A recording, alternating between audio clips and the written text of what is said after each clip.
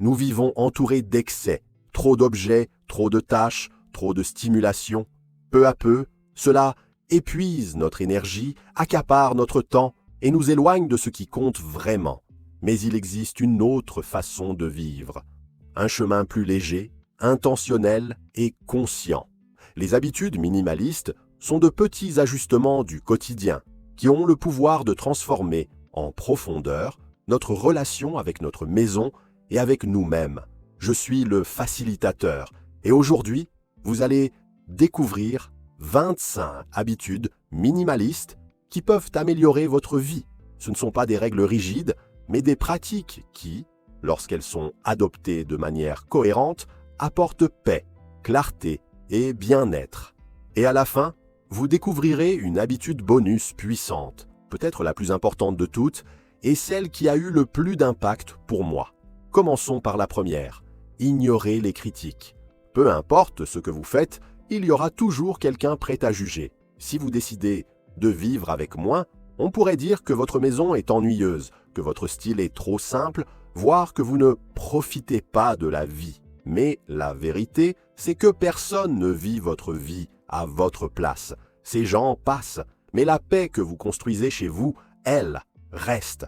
Vivez avec authenticité et laissez le jugement à ceux qui jugent. La deuxième habitude consiste à définir une intention pour chaque espace de votre maison. Vous avez remarqué comme le désordre revient vite, même après un grand nettoyage. Cela se produit lorsque les pièces n'ont pas de fonction claire. En attribuant un objectif précis à chaque pièce ou recoin, il devient plus facile de maintenir l'ordre. Un hall d'entrée, par exemple, n'a pas besoin de meubles superflus ou d'objets décoratifs inutiles. Il peut simplement contenir l'essentiel, des chaussures, un tapis de bienvenue ou vos clés. Quand vous comprenez la raison d'être de chaque espace, le désordre perd de sa force. Ensuite, il y a la règle du « un qui entre, un qui sort ». Cela paraît simple et ça leste. Pour chaque nouvel objet qui entre chez vous, un autre doit en sortir. Vous avez acheté un nouveau t-shirt, donnez-en un ancien. Vous avez reçu un nouvel ustensile, jetez, ou donnez-en un autre. Cette habitude évite l'accumulation silencieuse et vous pousse à réfléchir avant d'acheter. Et si vous voulez aller plus loin, adoptez la règle du « un qui entre, deux qui sortent ». Cela accélère encore davantage le processus d'allègement. Une autre habitude essentielle consiste à garder les surfaces dégagées. Table, plan de travail, étagères, toutes semblent attirer le désordre. En gardant ces espaces libres, l'esprit respire. La maison devient plus légère et l'entretien quotidien bien plus simple. Cela peut sembler difficile au début, mais prendre l'habitude de tout ranger à la fin de la journée transforme cette tâche en un réflexe automatique et gratifiant. Utilisez des contenants de rangement. Ils aident à délimiter l'espace, surtout dans les endroits où certains objets doivent rester visibles ou facilement accessibles. En regroupant des objets similaires dans des paniers, boîtes ou plateaux, vous mettez de l'ordre dans le chaos et empêchez le désordre de se répandre. Un autre point très puissant, ranger en marchant dans la maison. C'est une des habitudes qui m'aide le plus chez moi. Ramassez cette tasse oubliée sur la table, pliez le pull, laissez sur le canapé, remettez les épices à leur place juste après avoir cuisiné. Ce sont de petits gestes, mais qui empêchent le désordre de s'accumuler. N'attendez pas que le chaos s'installe, agissez tout de suite et vous verrez que l'équilibre reste naturellement. Appréciez l'espace vide. On nous pousse constamment à remplir chaque recoin avec des meubles, des objets décoratifs souvent inutiles. Mais le vide a un rôle important. Il apporte de la légèreté, du calme et de la liberté. Un coin libre peut devenir une aire de jeu pour les enfants, un espace pour faire un puzzle ou simplement pour respirer. Apprenez à apprécier l'espace en tant que tel, sans avoir besoin de le remplir. Une autre habitude précieuse est d'avoir une boîte du désordre, un endroit stratégique où vous pouvez rapidement déposer ce qui est hors de sa place ou ce dont vous ne savez pas encore quoi faire. Ensuite, prenez le temps de décider. Donner, jeter ou déplacer ailleurs. Cela évite que le désordre se propage et vous submerge. Mais attention, cette boîte ne doit pas devenir un moyen de cacher le désordre. Elle n'est pas là pour contenir temporairement ce qui pourrait encombrer visuellement l'espace. Donnez une place à chaque objet. Lorsque tout a une place bien définie, l'organisation se fait presque sans effort. Vous n'avez plus à réfléchir longuement pour ranger quelque chose. Vous le remettez simplement à sa place. Cela vaut pour vous et pour toute la famille. La maison devient plus fonctionnelle et le stress visuel diminue considérablement. Alors, attribuez un emplacement précis à chaque objet chez vous. Parlons un peu de finances. Établir un budget peut sembler ennuyeux, mais c'est en réalité libérateur. Le minimalisme et la vie frugale vont de pair. Quand vous savez où va votre argent, vous pouvez couper les excès et diriger vos ressources vers ce qui compte vraiment. Avez-vous déjà essayé un défi d'1 mois sans achat superflu? Je l'ai fait et j'ai même raconté mon expérience ici sur la chaîne. Ce fut très révélateur pour moi. Je vous recommande vivement d'essayer. Possédez moins, de manière créative. Parfois, au lieu d'organiser l'excès, le mieux est tout simplement d'y renoncer. Souvenez-vous, tout ce que vous possédez coûte plus que de l'argent. Cela coûte de l'énergie, de l'espace et même la paix intérieure. Réfléchissez. Combien de vos objets utilisez-vous réellement? Demandez-vous si tout ce que vous possédez est vraiment nécessaire. Réduisez les achats impulsifs.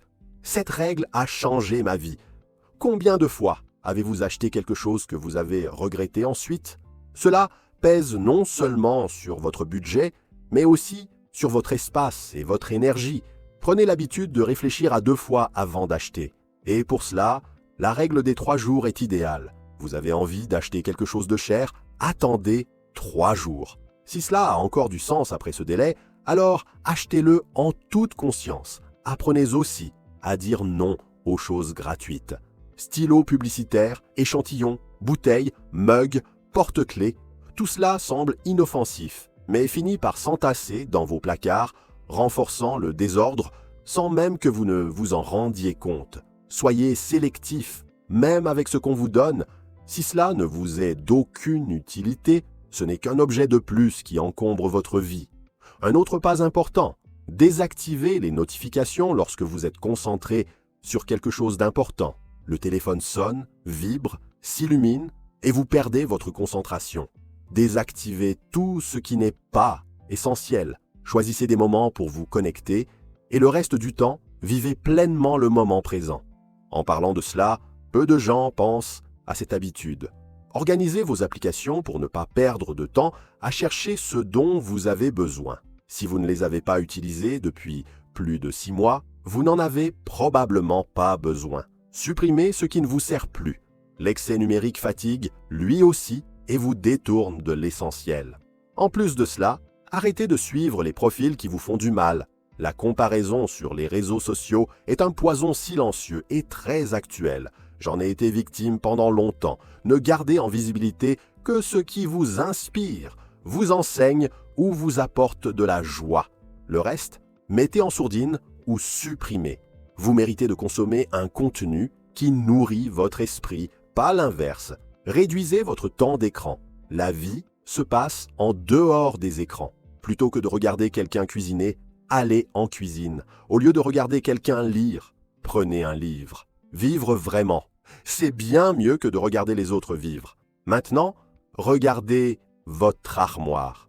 Triez votre garde-robe. Les vêtements que vous n'avez pas portés depuis des mois vous retiennent. Même les pièces toutes neuves avec étiquette que vous pensez porter un jour. Débarrassez-vous-en. Faites de la place pour ce qui vous représente vraiment aujourd'hui. Et lorsque vous possédez moins de choses, prenez-en davantage soin. Ce qui est à bien entretenu dure plus longtemps. Vous économisez, vous consommez moins et vous valorisez ce que vous avez. Partagez les responsabilités à la maison. L'organisation ne doit pas reposer sur une seule personne. Impliquez tout le monde. Répartissez les tâches, créez des routines et faites du rangement, une activité légère, voire agréable. Cela enseigne aussi la responsabilité et la coopération. Invitez votre mari, votre femme, même les enfants peuvent aider à faire la vaisselle ou à ranger leurs jouets. Adopter des pratiques durables, se détacher des objets ne signifie pas les jeter. Donnez, vendez, recyclez. Choisissez autant que possible le chemin qui a le moindre impact. La planète vous en remerciera. Et vous aussi. Conduisez moins. Si possible, marchez. Prenez le vélo ou les transports en commun. Cela allège la circulation, réduit la pollution et améliore votre santé physique et mentale. Avez-vous déjà essayé de faire vos petits trajets à pied? Moi, je vais toujours au centre commercial et à la salle de sport, en marchant. Et n'oubliez pas, détachez-vous aussi du désordre sentimental. Gardez tout parce que cela a une valeur émotionnelle, peut devenir un fardeau. Choisissez quelques souvenirs vraiment spéciaux et dites adieu au surplus. Cela n'efface pas les souvenirs, cela vous laisse simplement plus de place pour les vivre pleinement. Ce ne sont pas les objets eux-mêmes qui vous rappellent de bons moments. Avant l'habitude bonus, voici l'habitude finale. Laissez partir. Pas seulement les objets, laissez partir la culpabilité, la peur, les relations toxiques, les attentes irréalistes. Lâcher prise est un des actes les plus libérateurs que vous puissiez pratiquer. Faites de la place pour le nouveau, pour la légèreté, pour ce qui compte vraiment. Ce conseil vaut de l'or. Et voici l'habitude bonus. Appréciez le voyage. Le minimalisme n'est pas une ligne d'arrivée. C'est un mode de vie. Il ne s'agit pas d'avoir une maison parfaite, mais de vivre avec intention, de valoriser le temps, les personnes, les moments. Certains exposent leurs biens matériels comme des trophées, mais oublient d'être présents. Voir ses enfants grandir, boire un café avec ses parents, serrer dans ses bras ceux qu'on aime sans se presser, voilà la vraie richesse. Et vous? Êtes-vous prêt à vivre mieux avec moins? Si cette vidéo vous a touché d'une manière ou d'une autre, dites-le moi en commentaire. Quelle habitude pratiquez-vous déjà ou souhaitez-vous adopter dès aujourd'hui? Je réponds à tous les commentaires et j'adore savoir ce que vous en pensez. Laissez un petit « j'aime » si vous avez apprécié la vidéo et abonnez-vous à la chaîne pour recevoir plus de contenu comme celui-ci. À très bientôt!